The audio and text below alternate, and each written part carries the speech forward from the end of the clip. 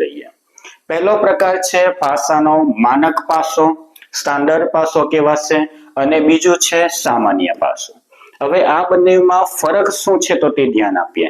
સામેની બાજુ, પાસાની સામેની બાજુ હોય જેમ કે ઉપરની છે અને નીચે, એ બંને એકબીજાને સામે થઈ જશે। જમણી બાજુ અને ડાબી બાજુ એકબીજાને સામે સામે થઈ જશે। આપણી સાઈડની અને પેલી બાજુ પાછળની સાઈડ એ એકબીજાને શું થઈ જશે તો સામે થઈ જશે। તો આ સામ સામે બાજુનો સરવાળો કેટલો થાય 7 થાય, તો તેને શું કહેવાશે માનક પાસો કહેવાશે।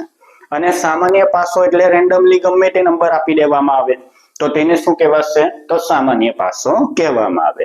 તો આ માહિતી આપણને આગલા દાખલામાં કામ આવે એવી હોય છે, બરાબર।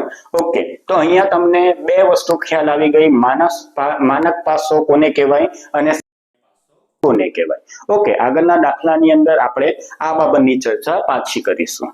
આગળ જોઈએ, ચાલો હવે શરૂઆત થાય છે દાખલાઓની। કેવા પ્રકારના દાખલાઓ પૂછાય છે તે, બરાબર। ખુલ્લા પાસાની સમજ, આ જે પાસો છે તેને મારે બધા જે પૃષ્ઠ છે તો તેને મેં ઓપન કરી દઉં, ખુલ્લા કરી દઉં તો કઈ કઈ આકૃતિ બની શકે, તો મેઇન ફેમસ આકૃતિ છે આ બે પ્રકારની, એટલે કે એક જ છે, એને ખાલી મેં ફેરવીને મૂકી છે, બરાબર। હવે બીજું છે આ પ્રકારની આકૃતિ, આ પ્રકારની આકૃતિ, આ પ્રકારની આકૃતિ તમને એક્ઝામમાં આવી શકે છે।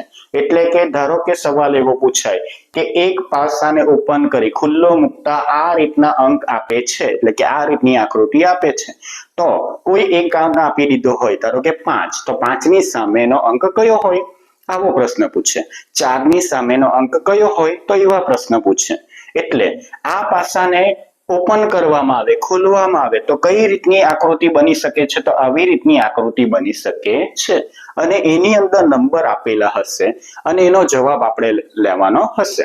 ધારો કે મારી પાસે અહીંયા છે 1 2 3 4 5 ને 6 આ રીતના અંક છે। તો આમાં પ્રશ્ન પૂછે કે ભાઈ 3 ની સામેનો અંક કયો છે, આવું પૂછી શકાય। ક્યાં તો પછી 3 ની પાસેના અંકો કયા છે, આ રીતનો પ્રશ્ન પૂછી શકાય। તો જુદી જુદી રીતના પ્રશ્ન આવી આકૃતિઓમાંથી પૂછાય છે। એક પછી એક બધી આકૃતિ આપણે જોતા જઈએ એટલે આપણને સમજ પડી જાય કે આવા પ્રશ્નની અંદર આપણે કઈ રીતે આન્સર મૂકવાનો।